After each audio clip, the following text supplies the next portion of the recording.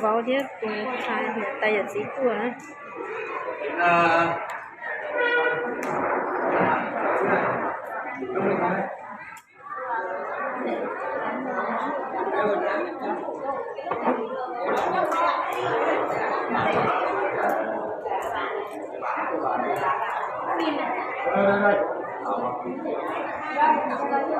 tờ vào tua chứ nó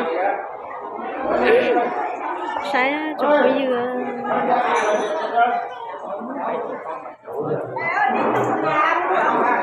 là thay tâm về chế đâu sáng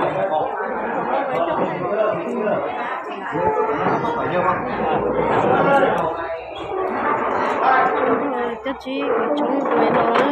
sẽ đợi để đổi sai lo cờ nữa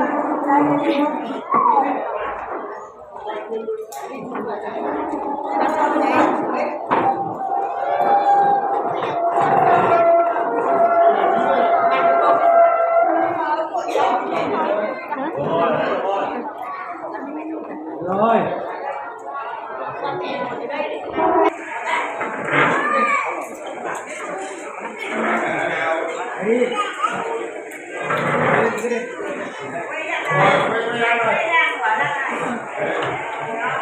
ở trong sông nó có lo cơ nữa mấy tụ mùa ba tờ nữa ở trong sông nữa là vừa chất chi để bé tuần lo trong rồi đã ham rồi cho chập lở nữa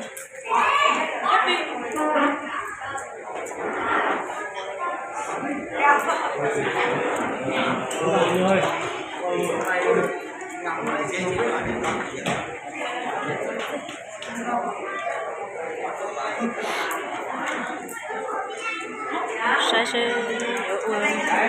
rồng vào trà nữa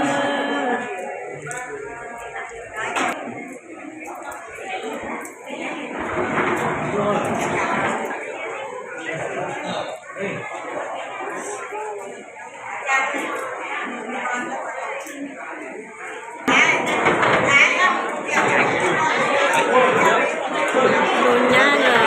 mong vào cho chi lo hành lên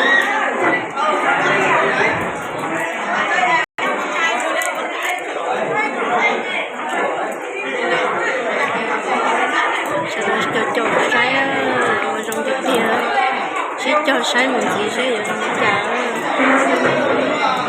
này cho trong thì hai người chuyện nó đấy thì sẽ là sai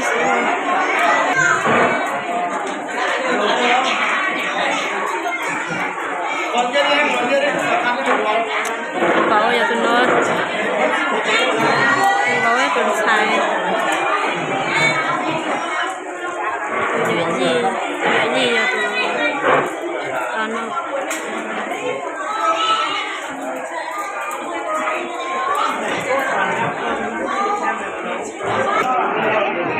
con nhắn rồi vội giờ tôi nói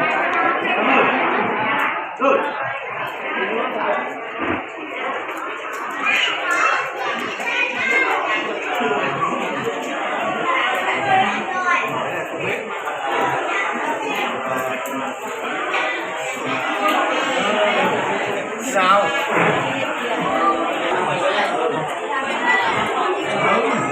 đất chi rồi chi chung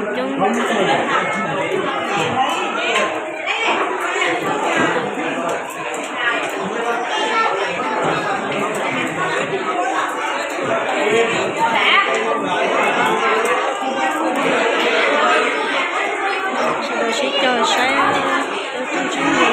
còn bây giờ lúc trẻ tỏ nhà ham bé xa bé từ sai thưa nhớ nữa là tỏ kính thưa quý vị thân mến và lễ vô quy của chú rể Yến Duyên và Thúy Dũng sẽ được diễn ra sau một khoảng thời gian ngắn nữa và trong giây phút này xin được trân trọng kính mời tất cả các quý ông bà anh chị chúng ta sẽ cùng ổn định vị trí chỗ ngồi để chương trình chính thức được bắt đầu. Trân trọng và kính mời quý vị.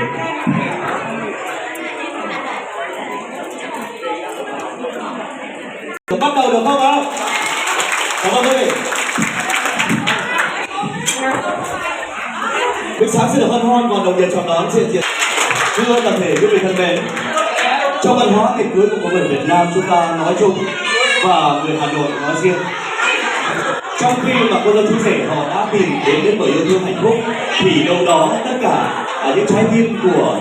hai bên của họ đã nhất trí trên một quan điểm, và ngày hôm nay họ đã cùng có mặt tại đây để chứng kiến cho những giây phút vô cùng tuyệt vời này. Và người Việt Nam chúng ta bắt đầu mở bài ra cái hạnh phúc thì bao giờ cũng vậy, sẽ là có những lễ ăn hỏi, sau đó mới lễ vu quy và sau đó sẽ tới lễ thành hôn. Và chúng ta trước khi đi đến với những nội dung chính ngay sau đây, xin được trân trọng giới thiệu có sự hiện diện của hai vị đại diện cao quý, đại diện cho hai bên gia đình sẽ hiện diện trên sân khấu này và sẽ có những đôi lời ngỏ tới tất cả quý vị trong ngày hạnh phúc này. Và chúng ta dành một tràng vỗ tay để chào đón đại diện hai nhà.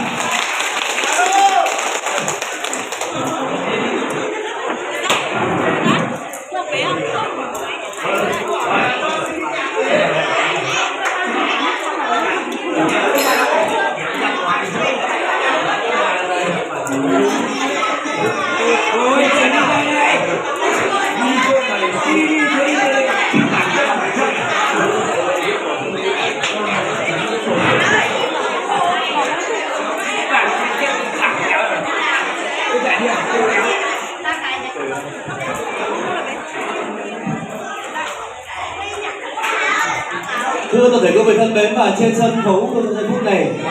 là sự hiện diện của hai bậc cao quý, họ sẽ đại diện cho hai bên gia đình. Bắt đầu sẽ là những lời ngỏ và những lời giới thiệu những thành phần, những thành viên quan trọng. Và ngay bây giờ xin được mời trân trọng kính mời đại diện quan viên họ nhà trai của chúng ta sẽ cùng bắt đầu với những nghi thức vô cùng quan trọng này. Kính thưa ông các bác, dành cho chị trong buổi hôn. Qua quá trình hai cháu tìm hiểu cũng đã sâu và chín để được hai gia đình luôn là cho các cháu đi lại để tìm hiểu, được chính quyền địa phương đăng ký kết hôn. Hôm nay ngày tháng tốt, gia đình hai bên tổ chức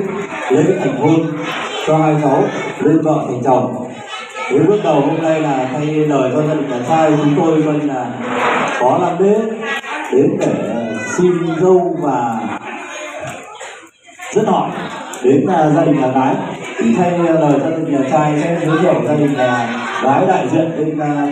nhận lễ cho gia đình trai chúng tôi. Thưa toàn thể quý vị, và vừa rồi là những lời phát biểu vô cùng ngắn gọn và cũng rất đầy đủ. Khi mà đại diện nhà trai đã có lời ngỏ thì nhà gái của chúng tôi cũng đã sẵn sàng. Và ngay bây giờ chúng ta dành một tràng vỗ tay thật lớn để cùng chào đón những sự phát biểu của nhà gái ạ. Xin kính chào tất cả các chú, các cô dì, chú bác. Qua nghiên cứu thì hai em đã tìm hiểu và rất yêu nhau, mong muốn để được sống trăm năm hạnh phúc. Theo nguyện vọng của hai cháu thì hai gia đình đã nhất trí, và hôm nay ngày để tháng tốt thì hai bên đã tổ chức lễ vu quy. Hôm nay thay mặt tôi là anh trai của em Duyên thì chúng tôi thay mặt gia đình cũng là rất yên tâm và cảm ơn tới sự đón tiếp nhiệt tình, thám nghĩa của gia đình nhà trai để cho chúng tôi, và chẳng biết nói gì hơn thì cũng xin mong rằng chúc hai cháu là trăm năm hạnh phúc, tròn nghĩa vụ phu thê lâu dài. Xin chân thành cảm ơn.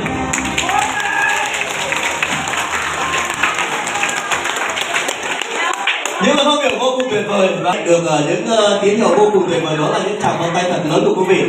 Và ngay bây giờ chúng ta sẽ cùng đến với những nghi lễ, và đầu tiên chúng ta sẽ đến với những chất cháp hạnh phúc của ngày hôm nay. Xin được mời 5 em của nhà trai và 5 em của nhà gái, chúng ta sẽ cùng lên